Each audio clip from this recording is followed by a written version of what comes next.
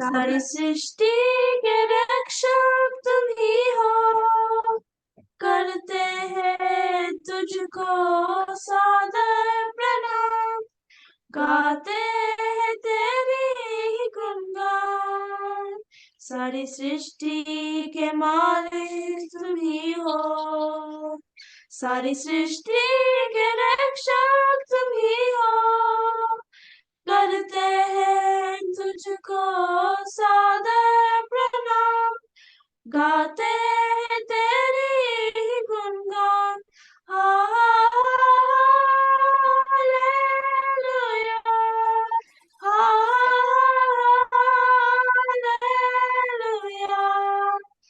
Hallelujah, आमीन। सारी सृष्टि को तेरा सहारा, सारे संकट से हमको बचाना, तेरे हाथों में जीवन हमारा है, अपनी राह पर हमको चलाना। सारी सृष्टि को तेरा सहारा, सारी संकट से हमको बचाना, तेरे हाथों में जीवन हमारा है, अपनी राह पर हमको चलाना। हालेलुया, हालेलुया, हालेलुया, आमीन। हम हैं तेरी हाथों की रचना, हम पर है तेरी करुणा, तन मन धन हमारा तेरा है, इसे शैतान को छूने न देना। हम हैं तेरी हाथों की रचना, हम पर है तेरी करुणा, तन मन धन हमारा तेरा है, इसे शैतान को छूने न देना। Hallelujah, hallelujah,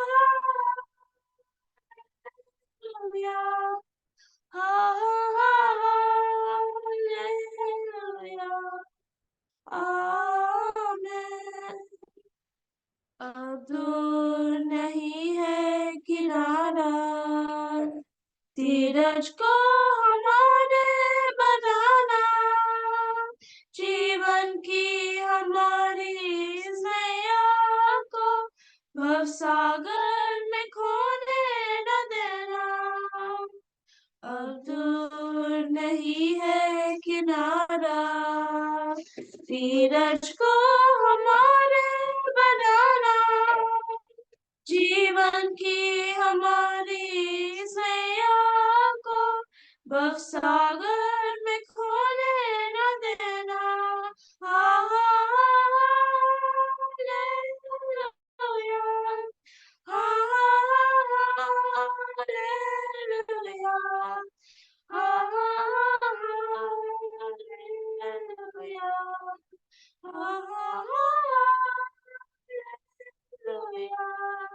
hallelujah,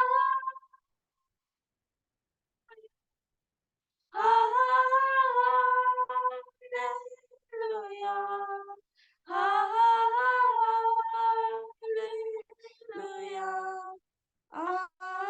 amen. Praise the Lord. സ്തോത്രം.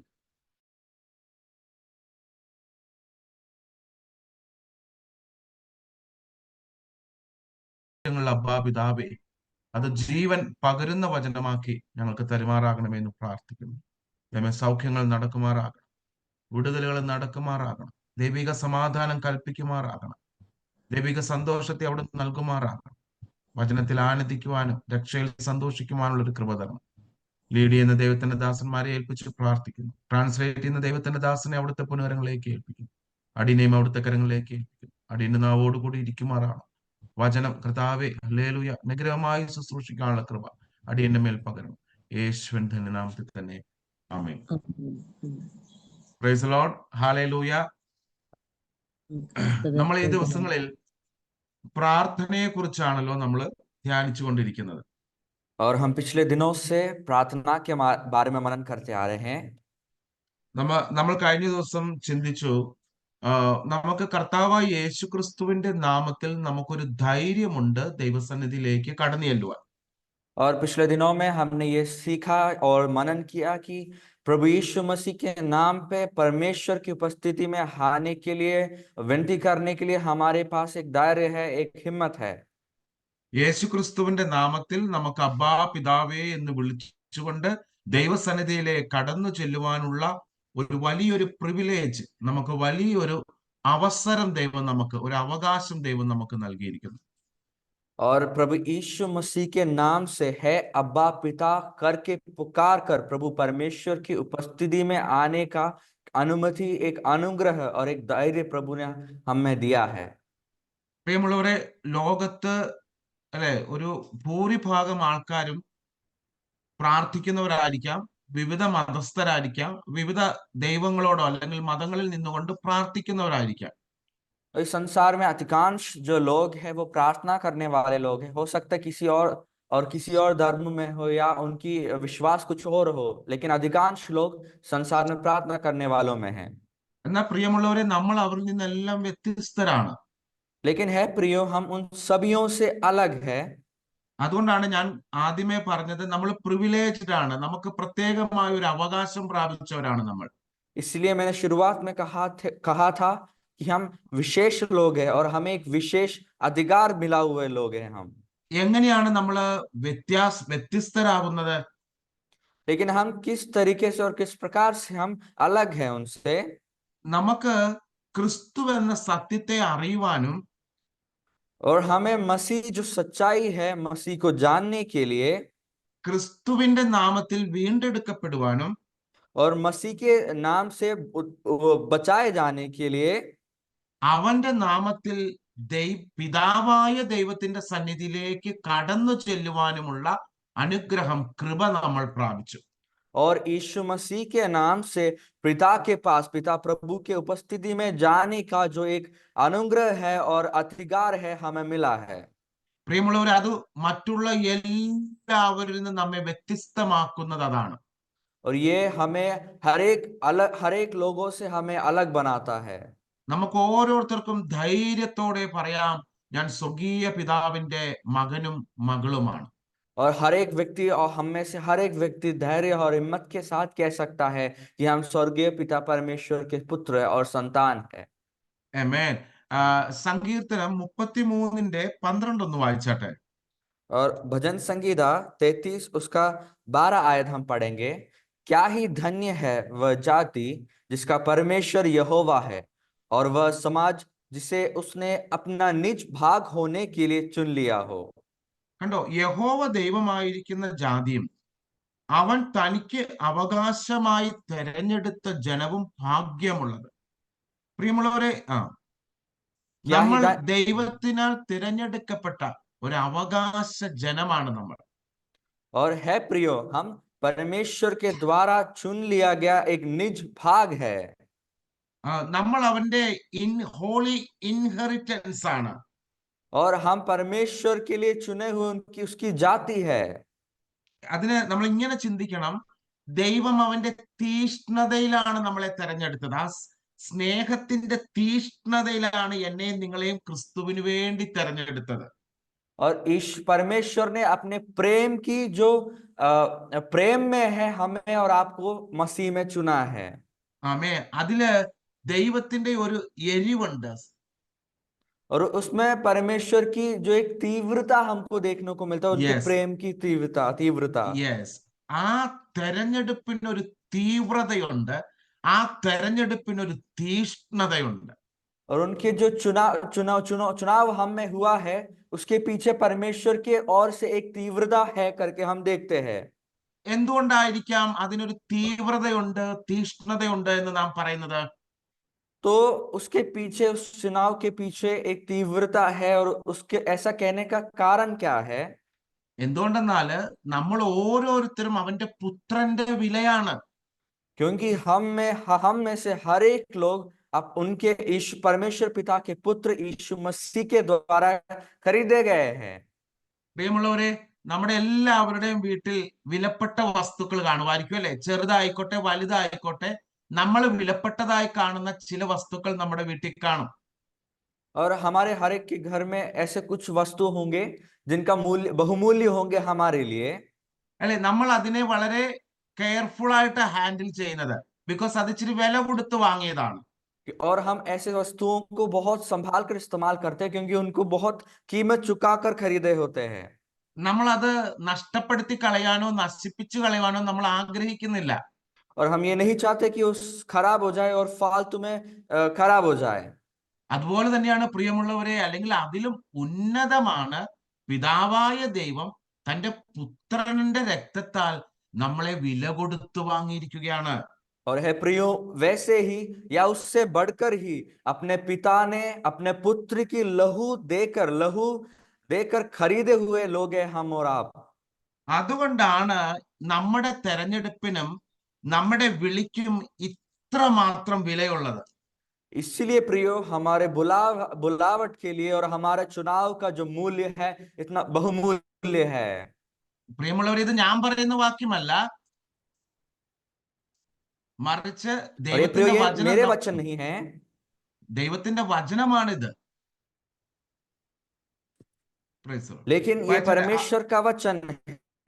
അപ്പസ്തോല പ്രവൃത്തികള് 20-ാം അധ്യായം ഒന്ന് വായിച്ചാട്ടെ. 20-ാം അധ്യായം അതിന്റെ 28-ാം വാക്യം വായിച്ചാട്ടെ.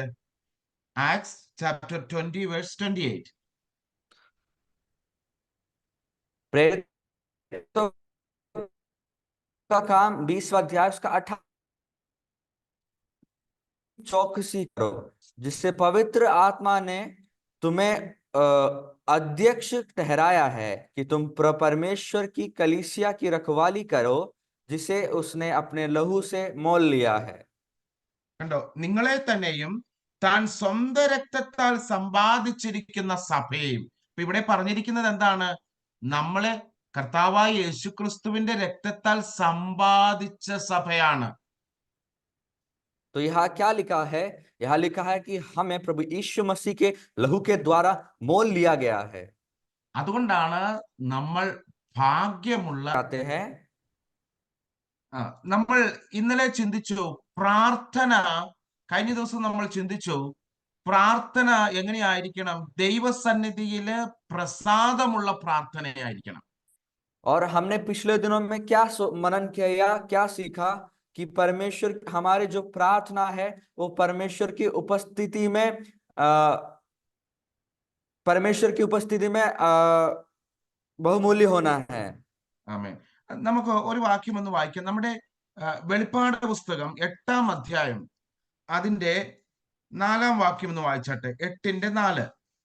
और हम पढ़ेंगे 8:3-4 വായിച്ചോളൂ. 8वां अध्याय उसका 3रा और 4था पाठ हम पढ़ेंगे।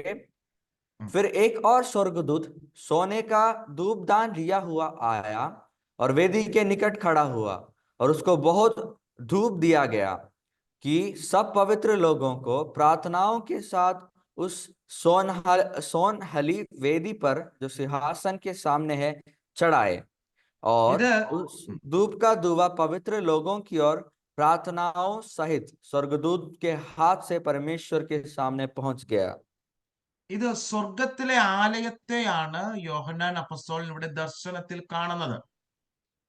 हम यूहन्ना जो प्रेरित है वो अपने दर्शन प्रकाशन में स्वर्ग की जो आराधनालय है, स्वर्ग में जो आराधनालय है उसको देखते हैं। ദൈവസന്നിധിയിൽ നിൽക്കുന്ന 7 ദൂതന്മാരെയും അവരുടെ കയ്യിലുള്ള ധൂപകലശത്തെയുമാണ് യോഹന്നാൻ അപ്പോസ്തലൻ അവിടെ കാണുന്നത്. और यहाँ पर स्वर्ग में 7 दूतों को और उनके हाथों में जो धूपदान है उसको प्रेरित यूहन्ना देखते हैं। അവിടെ അവർക്ക് ഈ ധൂപകലശത്തിൽ പ്രാർത്ഥനയോടുകൂടി ചേർക്കുവാനായിട്ട് ഈ ധൂപവർഗം, ഇൻസെൻസും കൂടി അവർക്ക് ലഭിച്ചു. और यहाँ उनको धूपदान के साथ प्रार्थना के साथ चढ़ाने के लिए धूपदान और उसमें धूपदान मिला हुआ है। ആ അപ്പൊ ഇവിടെ എഴുതിയിരിക്കുന്നത് ഇങ്ങനെയാണ്: ധൂപവർഗത്തിന്റെ പുക വിശുദ്ധന്മാരുടെ പ്രാർത്ഥനയോടുകൂടെ ദൈവസന്നിധിയിലേക്ക് കടന്നു ചെന്നു. और वहां लिखा है, और वेदी के और उसको बहुत धूप दिया गया कि सब पवित्र लोगों की प्रार्थनाओं के साथ उस सोनहली वेदी पर जो सिंहासन है सामने चढ़ाए, या आमीन। स्वर्ग तक उनकी प्रार्थना स्वर्ग से धूपदान से वहां तक पहुंचा जाए। പ്രിയമുള്ളവരെ, നമ്മുടെ ഹൃദയം എന്ന് പറയുന്നത് ഇതുപോലെ ഒരു യാഗപീഠത്തിന് തുല്യമാണ്. तो है मेरे प्रियो, हमारा जो हृदय है वो हृदय और एक वेदी के समान है। ഒരു ഒരു എന്താണ് ഒരു യാഗപീഠം, ഒരു ഓൾട്ടറിന് എപ്പോഴും കത്തിക്കൊണ്ടിരിക്കേണ്ടുന്ന ഒരു ഓൾട്ടറിന് സമമാണ് നമ്മുടെ ഹൃദയം എന്ന് പറയുന്നത്. और हमारे हृदय हमेशा जलते रहने वाली एक वेदी के समान है प्रियो। നമ്മുടെ ഹൃദയത്തിൽ നിന്ന് എപ്പോഴും പ്രാർത്ഥനയാണ് ഉയർന്നു പൊങ്ങേണ്ടത്. और हमारे हृदय से हर समय प्रार्थनाएं उठना है प्रियो। അതുകൊണ്ടാണ് ഇവിടെ പറയുന്നത് സുഗന്ധ ആ സൗരഭ്യം, സുഗന്ധ വർഗത്തോടു കൂടിയ പ്രാർത്ഥന दൈവസന്നിധിയിലേക്ക് കടന്നു ചെന്നു. और वहां इसलिए लिखा है कि पवित्र लोगों की प्रार्थनाओं के साथ उस सोनाली वेदी पर जो सिंहासन के सामने, मतलब धूप से जो धूपदान से जो धूप निकल रहे हैं उसके साथ जो प्रार्थनाओं के बारे में वहां लिखा हुआ है। പ്രിയമുള്ള, ഇതിന് ചില സ്പിരിച്വൽ മീനിങ് അല്ലെങ്കിൽ ആത്മീയമായ ചില മർമ്മം ഇതില് ഒളിഞ്ഞു കിടപ്പുണ്ട്. तो है प्रियो, इसके पीछे ये जो लिखे हुए बातें हैं, इसके पीछे कुछ आत्मिक रहस्य, आत्मिक बातें हम जान सकते हैं और देख सकते हैं। നമുക്ക് എല്ലാവർക്കും അറിയാലോ, നമ്മൾ പ്രാർത്ഥിക്കുമ്പോൾ നമ്മൾ ഹൃദയമാണ് ദൈവസന്നിധിയിൽ പകരുന്നത്. हम सब जानते हैं जब हम प्रार्थना करते हैं तो हम अपना हृदय को परमेश्वर के आगे हम रखते हैं। അല്ലെ, നമ്മൾ പ്രാർത്ഥിക്കുമ്പോൾ അതുകൊണ്ടാണ് നമ്മൾ കരയുന്നതും നമ്മൾ സങ്കടപ്പെടുന്നതും. എന്തുകൊണ്ടാണ്? നമ്മുടെ ഹൃദയം നൊന്താണ് പലപ്പോഴും നമ്മൾ പ്രാർത്ഥിക്കുന്നത്. और जब हम प्रार्थना करते हैं तो हम कई बार रोते हैं और दुख से प्रार्थना करते हैं, क्योंकि हमारे हृदय में एक दर्द होता है, एक दुख के साथ हम परमेश्वर की उपस्थिति में कई बार आते हैं। അപ്പൊ ഹൃദയത്തിൽ നിന്ന് കടന്നു വരുന്ന സകലതും ദൈവസന്നിധിയിലേക്ക് കടന്നു ചെല്ലും. तो जो भी बातें हृदय से निकलता है वो हर एक बातें परमेश्वर की उपस्थिति तक पहुंचता है। അല്ലെങ്കിൽ ഹൃദയത്തെ ദൈവം നന്നായി അറിയുന്നുണ്ട്. और परमेश्वर अपने हृदयों को अच्छे से जानता है। അപ്പൊ നമ്മുടെ ഹൃദയത്തില് യാതൊരു ദുഷിപ്പോ യാതൊരു മാലിന്യമോ ചീത്തയായ ഒരു മണം, ഒരു സൗരഭ്യമല്ലാത്ത ഒരു വാസന നമ്മുടെ ഹൃദയത്തിൽ നിന്നുണ്ടാകരുതെന്ന് ദൈവം ആഗ്രഹിക്കുന്നു. तो इसलिए हमारा परमेश्वर हमसे चाहते हैं कि हमारे हृदय में एक जो हमारे हृदय से प्रार्थना निकलती है, जो हमारे विचार है वो अशुद्ध और दुर्गंध देने वाला ना हो। അപ്പൊ അശുദ്ധമായതോ അല്ലെങ്കിൽ പാപം നിറഞ്ഞിരിക്കുന്നതുമായ ഒരു ഹൃദയത്തിൽ നിന്ന് പ്രാർത്ഥന ദൈവസന്നിധിയിലേക്ക് കടന്നു ചെല്ലുമ്പോൾ അത് സുഗന്ധത്തിന് പകരം എന്തായി മാറും? ദുർഗന്ധമായി മാറിയേക്കാം. और ऐसा हृदय जिसमें पाप है और मलिनता है, उससे जब प्रार्थना स्वर्ग की ओर पहुंचता है तो स्वर्ग में सुगंध के जगह दुर्गंध आता है। അതുകൊണ്ടാണ് നമ്മൾ ദൈവസന്നിധിയിൽ പ്രാർത്ഥനയ്ക്കായി കടന്നു ചെല്ലുമ്പോൾ നമ്മുടെ പാപങ്ങളെ ഏറ്റുപറഞ്ഞ് നിരപ്പ് പ്രാപിച്ച് ദൈവസന്നിധിയിൽ നമ്മൾ പ്രാർത്ഥനയ്ക്ക് വേണ്ടി കടന്നു ചെല്ലണം. इसलिए जब हम प्रार्थना करने के लिए परमेश्वर की उपस्थिति में जाते हैं तो हमारे पापों को हमें परमेश्वर से माफी मांगना है और मन फिराना है, और परमेश्वर से माफी मांगकर हमें पापों से शुद्धि पाकर हमें प्रार्थना करना है। അങ്ങനെ അല്ലെങ്കിൽ ആ പ്രാർത്ഥന ചിലപ്പോൾ ദൈവസന്നിധിയിൽ എത്തുവാൻ അതൊരു തടസ്സമായി തീർന്നേക്കാം. और अगर ऐसा हम नहीं करते हैं तो हो सकता है हमारी प्रार्थनाएं परमेश्वर तक ना पहुंचे। നമ്മുടെ കർത്താവായ യേശുനാഥൻ ശിഷ്യന്മാരെ പ്രാർത്ഥന പഠിപ്പിച്ചപ്പോൾ जब हमारे प्रभु यीशु मसीह अपने चेलों को प्रार्थना सिखाए, അവരോട് നമുക്കൊന്ന് വായിക്കാം. മത്തായി സുവിശേഷം മാത്യു ചാപ്റ്റർ 6:12. और हम उसके लिए पढ़ेंगे मत्ती रचित सुसमाचार उसका 6वां अध्याय उसका 12वां पद। और यो लिखा है, और जिस प्रकार हमने अपने अपराधियों को क्षमा किया वैसे ही तू भी हमारे अपराधों को क्षमा कर। ആ ഇവിടെ കർത്താവായ യേശുനാഥൻ ശിഷ്യന്മാരോട് പറയാണ്, നിങ്ങൾ പ്രാർത്ഥിക്കുമ്പോൾ, ദൈവസന്നിധിയിൽ നിങ്ങൾ പ്രാർത്ഥിക്കുമ്പോൾ നിങ്ങൾ പ്രാർത്ഥിക്കണം, കർത്താവെ, ഞങ്ങളുടെ കടക്കാരോട് ഞങ്ങൾ ക്ഷമിച്ചിരിക്കുന്നത് പോലെ ഞങ്ങളുടെ കടങ്ങളും ഞങ്ങളോട് ക്ഷമിക്കണമേ. और जब यीशु मसीह ने उनको सिखाया, चेलों को सिखाया कि हमें ऐसा प्रार्थना करना है कि जिस प्रकार हमने अपने अपराधियों को क्षमा किया, वैसे ही तू भी हमारे अपराधों को क्षमा कर। ആമേൻ, സ്തോത്രം. അപ്പൊ ഇവിടെ നമ്മൾ മനസ്സിലാക്കിക്കൊള്ളണം, ഹല്ലേലൂയ, നമ്മൾ നമ്മൾ ക്ഷമിക്കേണ്ടതും നമ്മൾ ക്ഷമിക്കപ്പെടാത്തതുമായ കടങ്ങൾ അല്ലെങ്കിൽ പാപങ്ങൾ എന്ന് പറയുന്നത് ദൈവസന്നിധിയിൽ അതൊരു പ്രാർത്ഥനയ്ക്ക് തടസ്സമാണ്. तो यहाँ कह सकते हैं कि हम जो अपराध किए हैं और हमसे जो अब हमारे साथ जो अपराध हुए या हमने जो अपराध किए हैं, ये हमारी प्रार्थना स्वर्ग तक पहुंचने के लिए रुकावट है। ഇവിടെ കർത്താവായ യേശുനാഥൻ ഒരു കണ്ടീഷനായിട്ട് ഇവിടെ പറയുകയാണ്, ഞങ്ങൾ ക്ഷമിച്ചതുപോലെ ഞങ്ങളോടും ക്ഷമിക്കണമേ. और यहाँ यीशु मसीह एक व्यवस्था जैसे कहा, लिखा गया या बताते हैं कि जिस प्रकार हमने क्षमा किया वैसे ही हमसे भी क्षमा करना। അപ്പൊ നമുക്കിത് പ്രാർത്ഥിക്കണമെങ്കിൽ ആദ്യം നമ്മൾ എന്ത് ചെയ്തിരിക്കണം? तो अगर हमें इसको प्राप्त करना है तो हमें सबसे पहले क्या करना है? നമ്മൾ ആദ്യം ക്ഷമിച്ചിരിക്കണം. हमें सबसे पहले क्षमा करना है। ഹല്ലേലൂയ. എങ്കിൽ മാത്രമേ നമുക്ക് ക്ഷമിക്കേണ്ടത് ദൈവസന്നിധിയിൽ നിന്ന് നമ്മളോട് ക്ഷമിച്ചു കിട്ടുകയുള്ളൂ.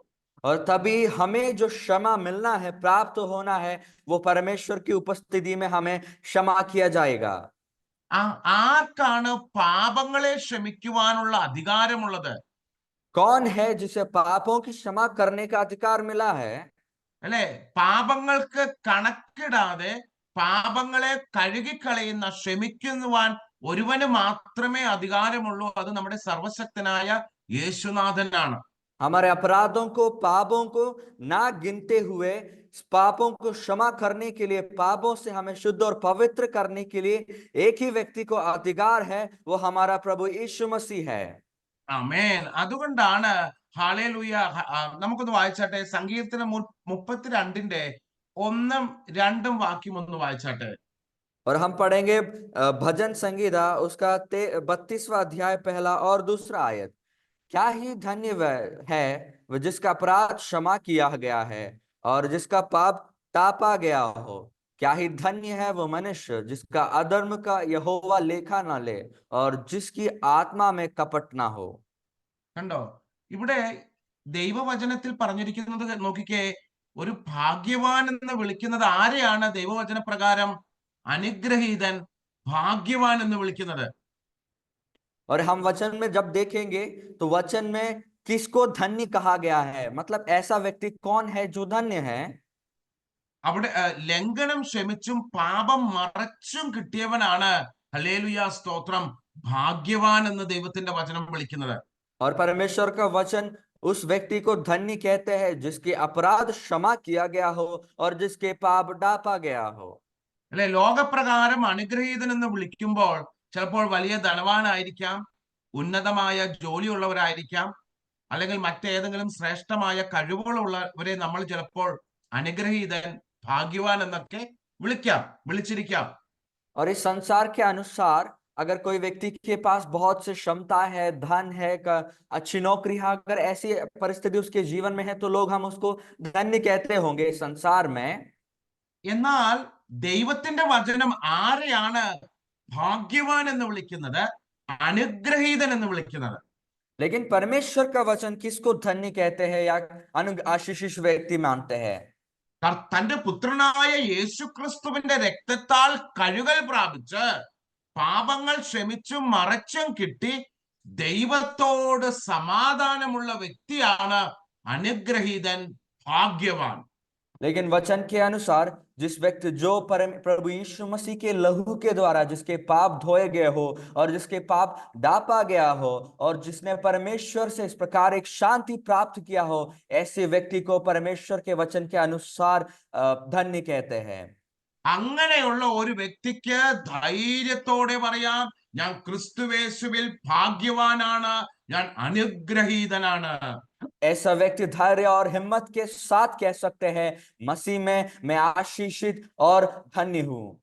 ഈ വചനം കേൾക്കുന്ന ആരെങ്കിലും ക്രിസ്തുവിനെ രക്ഷകനും നാഥനുമായി സ്വീകരിച്ചിട്ടില്ലെങ്കിൽ, ഹല്ലേലൂയാ സ്തോത്രം, നിങ്ങൾക്ക് അനുഗ്രഹം പ്രാപിക്കുവാൻ, നിങ്ങൾ അനുഗ്രഹീതരാകുവാൻ ഇത് നല്ലൊരു അവസരമാണ്. और अगर ये वचन सुनने वाला कोई अगर यीशु मसीह को अपना उद्धारकर्ता मानकर स्वीकार नहीं किया है, ये अवसर है आप आशीषित होने के लिए, ये अवसर है आपके लिए धन्य होने के लिए। ആമേ. അപ്പൊ നമ്മൾ പ്രാർത്ഥിക്കുമ്പോൾ ദൈവത്തോടും മനുഷ്യരോടും നിരപ്പ് പ്രാപിച്ചിട്ടായിരിക്കണം നമ്മൾ പ്രാർത്ഥിക്കേണ്ടത്. और जब हम प्रार्थना करें तो हमें परमेश्वर से और मनुष्यों से क्षमा प्राप्त कर कर हमें प्रार्थना करना है। അല്ലെ, ഇവിടെ നമുക്ക് ഒരു വാക്യം കൂടി ഒന്ന് വായിച്ചാട്ടെ. സങ്കീർത്തനം 17:1 1 വാക്യം. और एक और वचन हम यहाँ पढ़ेंगे, भजन संगीता 17 अध्याय उसका पहला पद। हे यहोवा परमेश्वर, सच्चाई के वचन सुन, मेरी पुकार की ओर ध्यान दे, मेरी प्रार्थना की ओर जो निष्कपट मुंह से निकलती है कान लगा। കണ്ട, നിഷ്കപട് मुंह से മൂസ്, അല്ലെ, निकलती है, മൂസ്, निकलती അതായത് है। കപടമില്ലാത്ത അധരങ്ങളിൽ നിന്നുള്ള പ്രാർത്ഥന നീ കേൾക്കുമാറാകണമേ. और वहां लिखा है, मेरी प्रार्थना की ओर जो निष्कपट मुंह से निकलती है कान लगा। അപ്പൊ ദാവീദിന് ദൈവസന്നിധിയിൽ ഒരു ഉറപ്പുണ്ട്, ധൈര്യമുണ്ട്.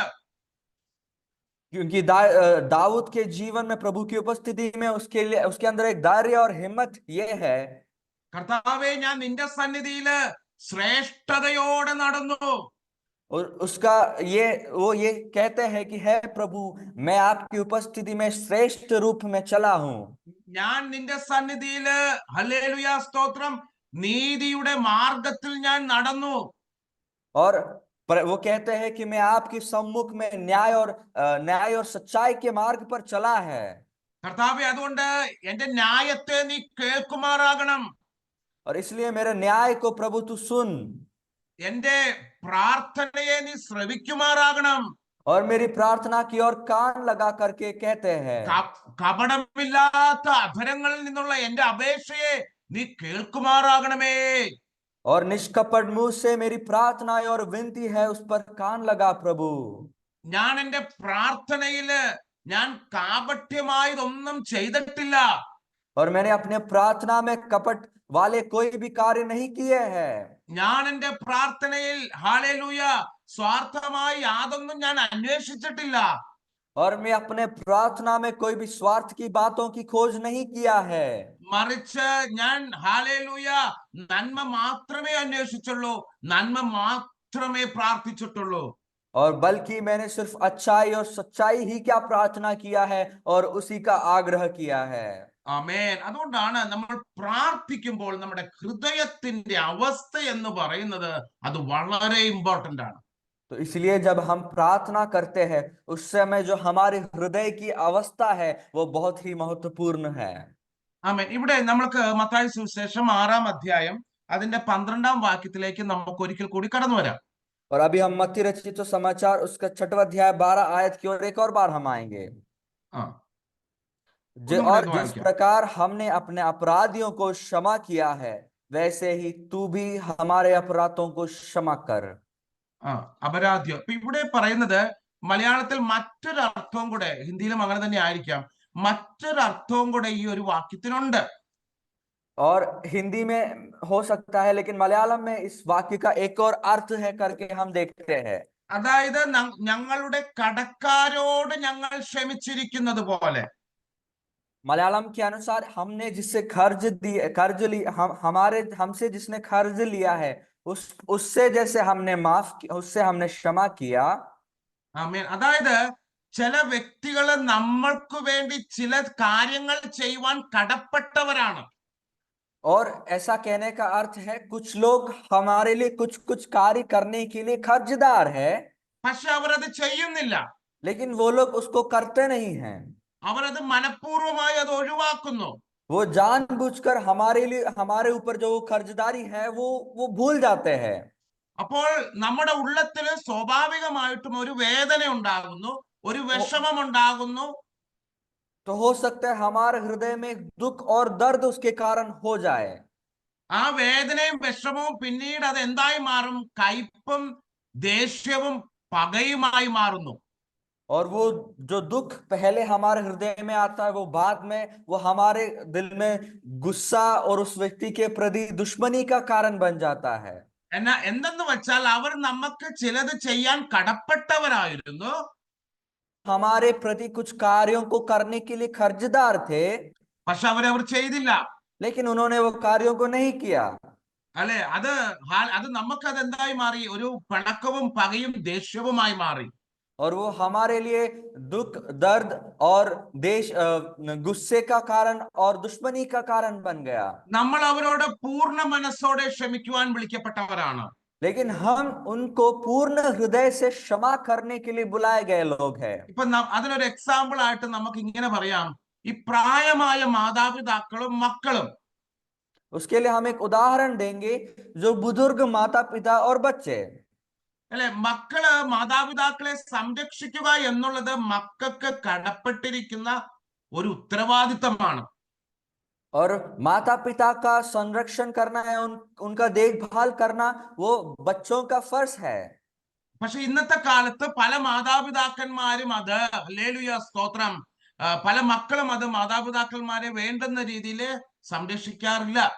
लेकिन आज के समय और जमाने में बहुत बच्चे जो है अपने माता पिता को सही दौर पर देखभाल नहीं करते हैं, അല്ലെ, അത് അവര് തമ്മിലുള്ള ബന്ധങ്ങളെ അത് ബാധിക്കുന്നു.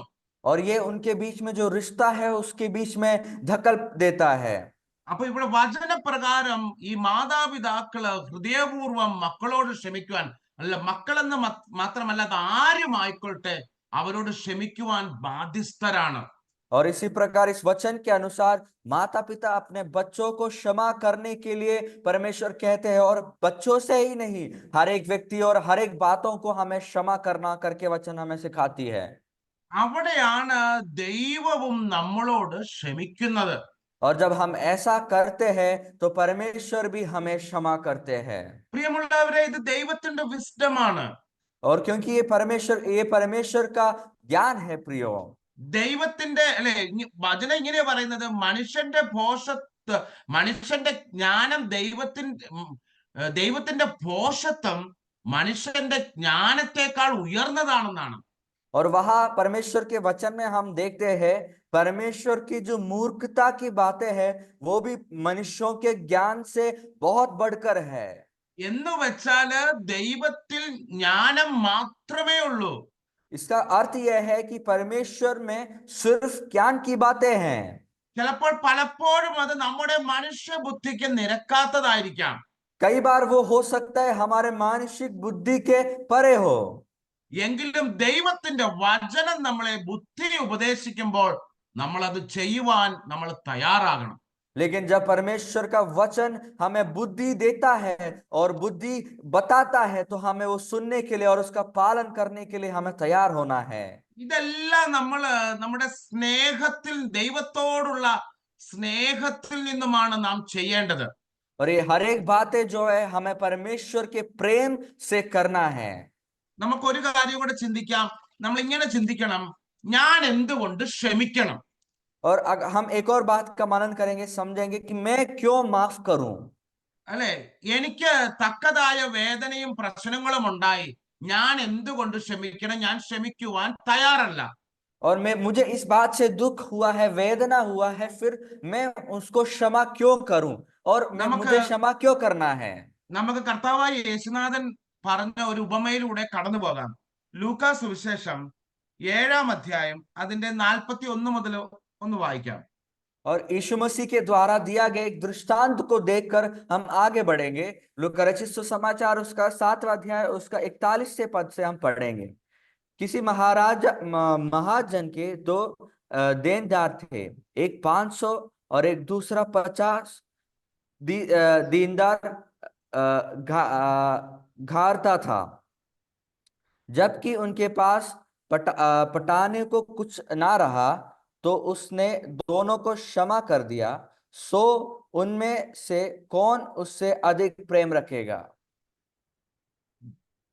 शमौन ने उत्तर दिया, मेरी समझ में वह जिसका उसने अधिक छोड़ दिया। उसने उससे कहा, तूने ठीक विचार किया है। ഇതിനകത്ത് ഞാൻ എന്തുകൊണ്ട് ക്ഷമിക്കണം എന്നുള്ളതിന്റെ ആൻസർ ഇതിലുണ്ട്. और मैं क्षमा क्यों करूं उसका उत्तर यहाँ पे है। എന്തെന്നാൽ ഞാൻ അധികമായി ക്ഷമിച്ചു കിട്ടിയവനാണ്. क्योंकि मुझे मैं वो हूं जिसे अधिक छोड़ा गया है, इसीलिए। ഇവിടെ രണ്ട് കടക്കാർ ഒരു യജമാനൻ ഉണ്ടായിരുന്നു. और यहाँ एक महाजन थे जिसके दो देनदार थे।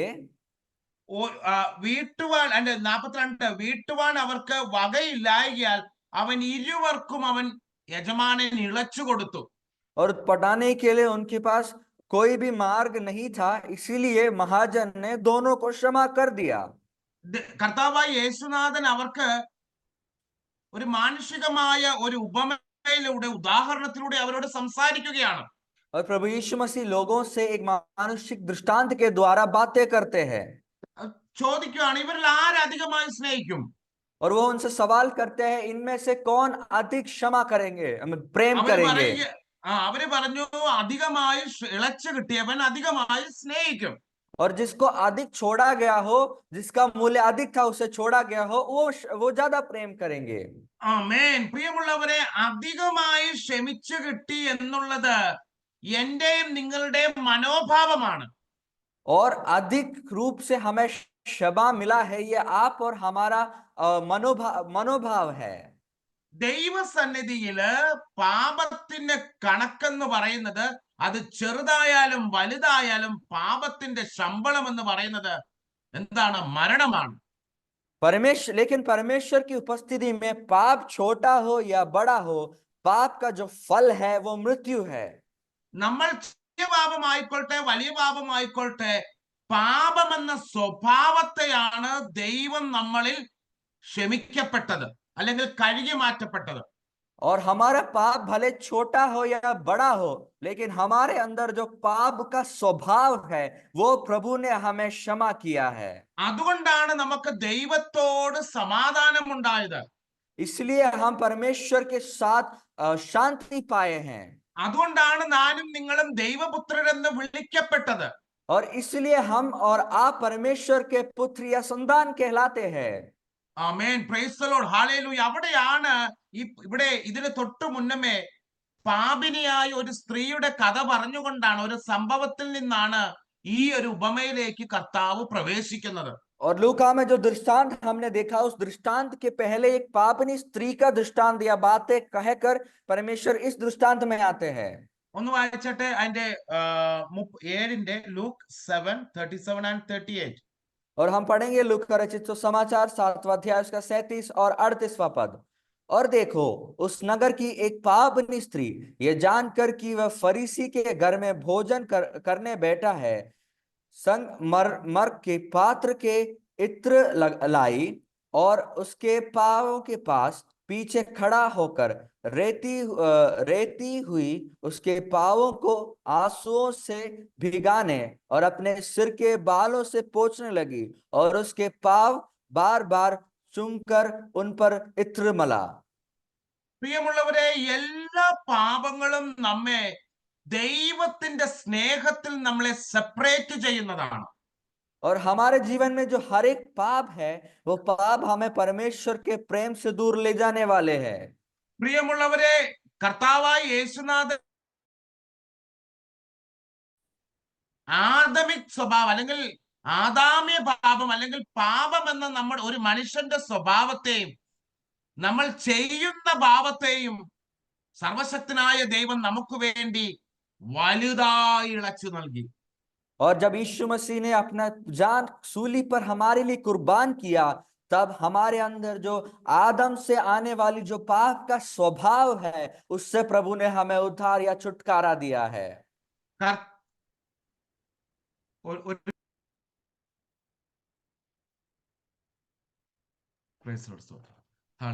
അപ്പോൾ ലോകത്ത് ഒരു മനുഷ്യനും ആർക്കും പറയാൻ സാധിക്കത്തില്ല, എന്റെ ഇത്തിരി പാപമേ കർത്താവ് ക്ഷമിച്ചുള്ളൂ, ഞാൻ ഒരു ചെറിയ പാപിയായിരുന്നുവെന്ന് ആർക്കും പറയാൻ പറ്റത്തില്ല. इसलिए इस संसार में कोई भी ऐसा नहीं कह सकता कि मेरे पाप तो थोड़े से ही थे, मेरे पाप की गिनती बहुत कम थे, तो परमेश्वर ने मुझे थोड़ा ही क्षमा किया या उसकी आवश्यकता हुई है करके कोई भी नहीं कह सकता है। പ്രിയമുള്ളവരെ, ഈ പാപിനിയായ സ്ത്രീക്ക് ക്രിസ്തുവേശുവിനോട് ഇത്രമാത്രം ഇഷ്ടമുണ്ടായത് എന്തുകൊണ്ടാണെന്ന് അറിയാമോ? और ये पापनी स्त्री के जीवन में प्रभु यीशु मसीह से इतना प्यार और प्रेम क्यों हुआ है प्रियो?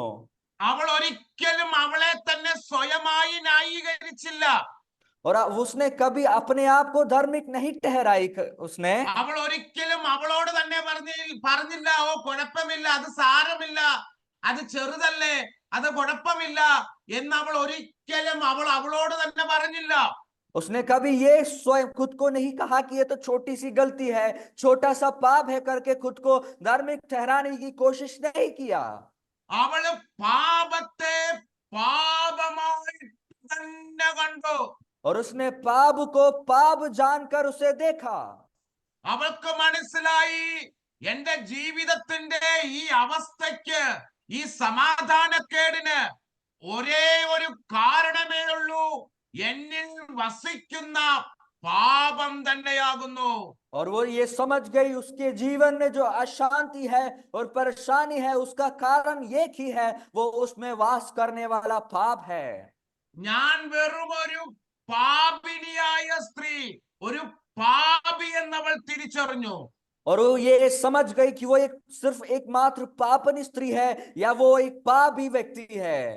അതുകൊണ്ടാണ് ആ പാപക്ഷമ പ്രാപിച്ചപ്പോൾ അവളുടെ ഉള്ളത്തില് ദൈവത്തിന്റെ സ്നേഹത്താൽ അവള് നിറയപ്പെട്ടു.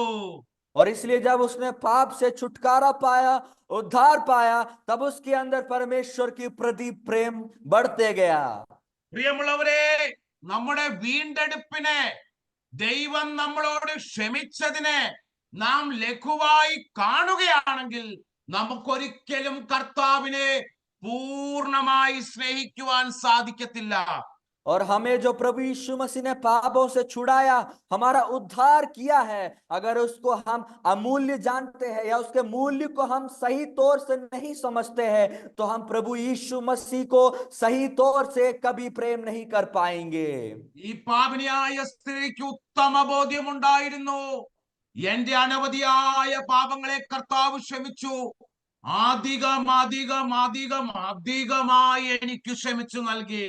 और ये पापनी स्त्री है, वो समझ गई और वो जानती थी कि प्रभु ने उसके पाप को अधिक अधिक अधिक तौर से क्षमा किया है।